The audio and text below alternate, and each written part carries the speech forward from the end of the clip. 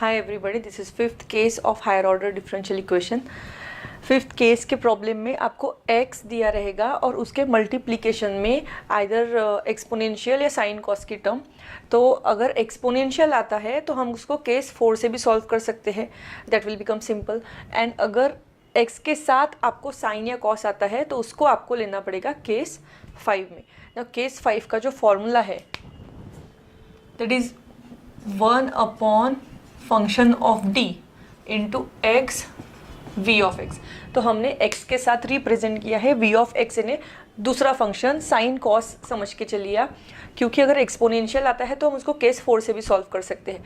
तो x के साथ हम पकड़ते हैं साइन और कॉस.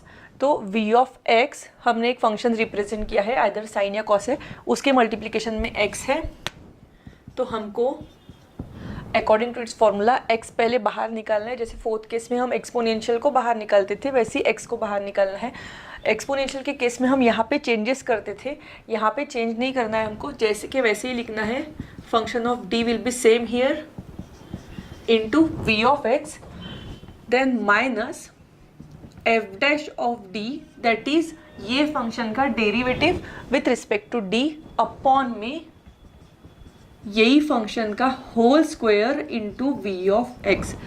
तो ये थोड़ा लंबा फॉर्मूला है. फिफ्थ केस थोड़ी लेंदी टाइप का प्रॉब्लम रहता है.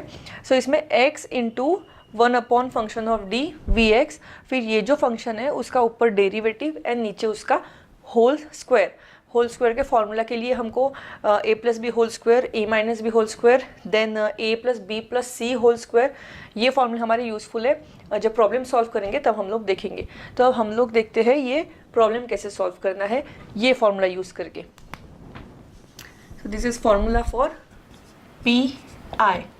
सो P I is given by x 1 upon ये जो फंक्शन है वैसे के वैसे प्रॉब्लम थोड़ा लेंदी रहेगा. ये D square plus 2d plus 5 into V of X is sine X minus इसका ऊपर डेरिवेटिव 2d प्लस 2 अपॉन पूरे ब्रैकेट का square into sine X. Now अब ये तो आपको क्लियर हो गया होगा. ये फॉर्मूला में पुट करने के बाद हमको जो केस अप्लाई करना है वो साइन और कॉस की केस अप्लाई करना है, बिकॉज यहाँ पे जो साइन ऑफ एक्स है मतलब इवन पावर ऑफ एक्स को हम लोग क्या हम इवन पावर ऑफ डी को हम लोग क्या पुट करेंगे. जैसे डी स्क्वायर आता है तो हम लोग करेंगे माइनस ऑफ एक्स के कोएफिशिएंट का स्क्वायर. इधर एक्स के कोएफिशिएंट क्या है, साइन एक्स में 1 है तो -1 आ जाएगा. तो हम लोग लिख सकते हैं directly D square is equal to -1. तो डी रेज टू पावर 4 क्या हो जाएगा. अब डी रेज टू पावर 4 यानी क्या रहता है, D square into D square, right. D square यानी क्या है -1, तो -1 इंटू -1 तो डी रेज टू पावर 4 क्या हो जाएगा +1.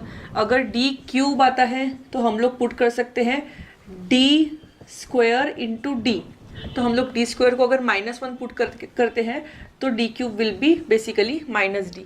अब ये जो तीन चीज़ें हैं हमको यहाँ पे पुट करना है, डी सिर्फ वैसे ही रहेगा, ठीक है. मतलब हमको बेसिकली यहाँ से अगर आपको केस 2 का जो प्रॉब्लम है, केस 2 का प्रॉब्लम अच्छे से आता है तो इसके बाद में आपको लेक्चर व्यू करने की भी ज़रूरत नहीं है. आपको सिर्फ इसको पूरा केस 2 से सॉल्व करना है, साइन कॉस वाले केस से. लेकिन अगर ये प्रॉब्लम आपको देखना है आप देख भी सकते हैं अपना आंसर टैली करने के लिए. डी स्क्वायर यानी -1 यहाँ पे पुट कर दिया तो ये हो जाएगा -1 plus 2d plus 5 sine x. अब ये कांस्टेंट है -1 और 5 एक कांस्टेंट है. यहाँ पे पुट करने के बाद d को वैसे ही रखा, -1 प्लस 5 बिकम्स +4.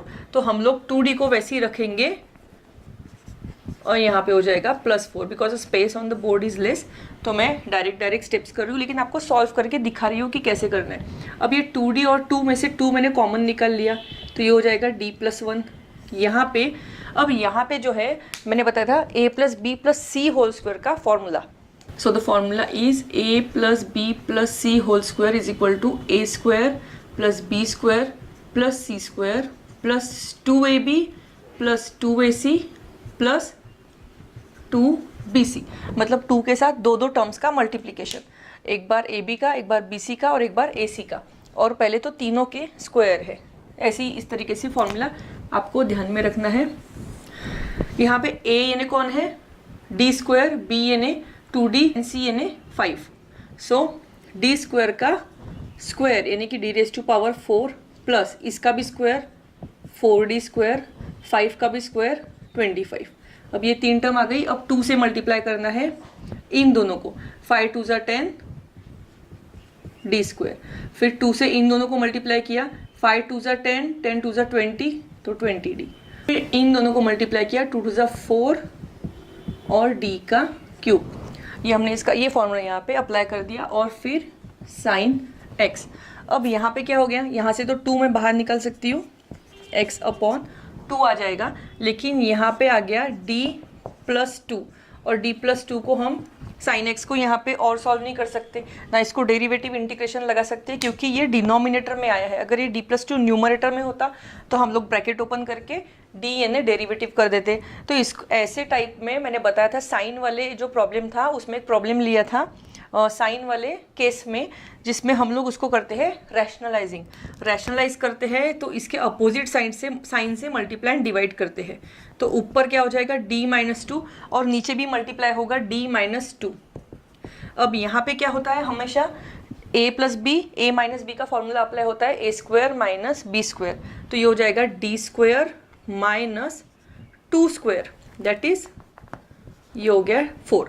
तो मैंने डायरेक्टली कर दिया। नाउ माइनस 2d प्लस 1 हमने जो यहाँ पे लिखे ये तीनों यहाँ पे पुट करना है। d रेज़ टू पावर 4 था 1 प्लस 4d स्क्वायर यानी कि 4 into minus 1 that is minus 4 plus 25।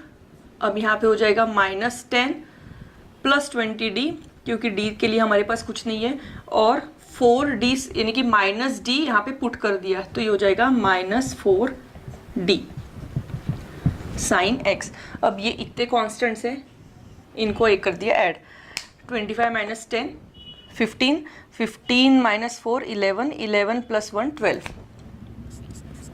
पहले ये कर देते हैं x/2। अब यहाँ पे d स्क्वायर यानी फिर से माइनस 1 पुट कर दिया, minus 5 and minus 5 into 2 will be minus 10, minus x/10 आ गया, और बचा यहाँ पे d माइनस 2 साइन x। अगर मैं साइन x को दोनों से मल्टीप्लाई करती हूँ तो d यानी क्या है, derivative with respect to x, तो बेसिकली d से साइन x मल्टीप्लाई करने के बाद साइन x का डेरिवेटिव हो जाएगा, so it will become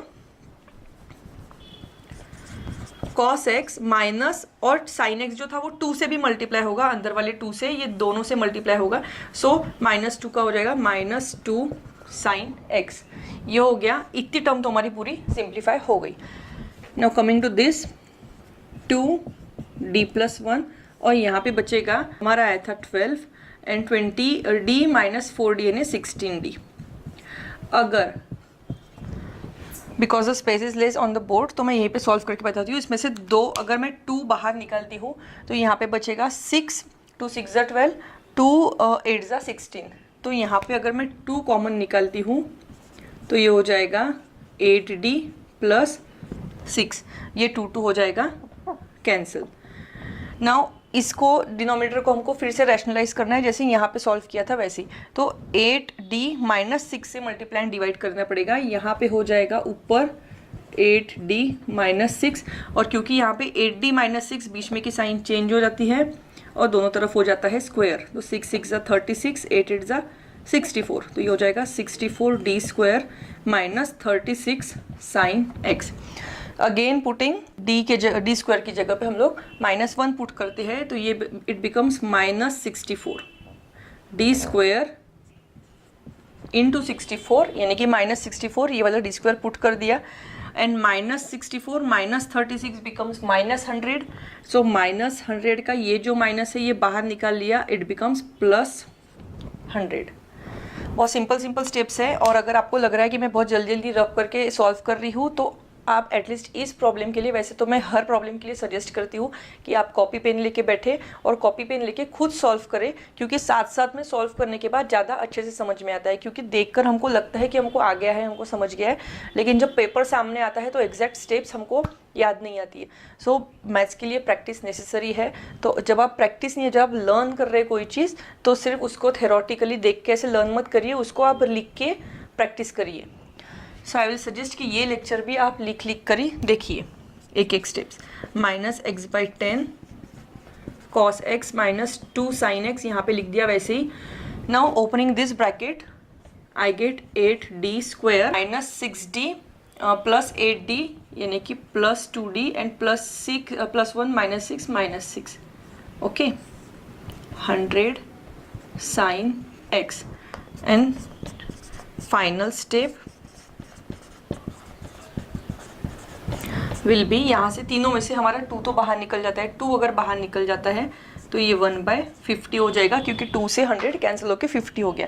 now बचता है 4d स्क्वायर। 4d स्क्वायर यानी 4 और d स्क्वायर यानी साइन x का 2 बार डेरिवेटिव। तो एक बार डेरिवेटिव किया तो साइन x का cos x, एंड दूसरी बार किया तो cos x का फिर से माइनस साइन x।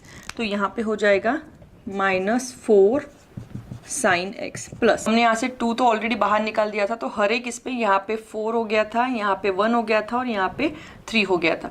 तो यहाँ पे सिर्फ d बचा है, तो sin x का डेरिवेटिव हो जाएगा cos x, और यहाँ पे 3 बचा है तो -3 sin x, क्योंकि यहाँ पे कोई डेरिवेटिव नहीं है, d की टर्म नहीं है। So this will be our final answer. So this is the way the case 5 problem is solved. तो अगले लेक्चर में मिलते हैं हायर ऑर्डर डिफरेंशियल इक्वेशन के। तब तक के लिए आप जितने भी केसेस मैंने पढ़ाए हैं वो केसेस के डिफरेंट प्रॉब्लम्स आप सॉल्व करके देखिए। कुछ डिफ़िकल्टी आती है तो कमेंट बॉक्स में या जो व्हाट्सएप नंबर मैंने प्रोवाइड किया है उसमें आप मुझे डिफ़िकल्टी पूछ सकते हैं। फ़ोटो फॉर्म में भी भेजेंगे तो मैं आपको पूरा सोल्यूशन सॉल्व करके फ़ोटो फॉर्म में भेज दूँगी। और अगर एक आधी स्टेप नहीं समझ में आ रही तो उसको मार्क करके आप भेज सकते हैं, तो वो स्टेप में डिटेल में आपको बता सकती हूँ कि वो कहाँ से आई है स्टेप, कैसे कौन सा फॉर्मूला यूज़ किया है। जैसे कोई कन्फ्यूजन होता है तो आप स्टेप भी पूछ सकते हैं। तो I will upload the next lecture soon. अभी के लिए लाइक करिए, सब्सक्राइब करिए, बेल आइकॉन प्रेस करिए और अपने फ्रेंड्स जिनको भी जो भी मैथ्स के कोर्स कर रहे हैं उनको ज़रूर शेयर करिए। Bye for now, take care.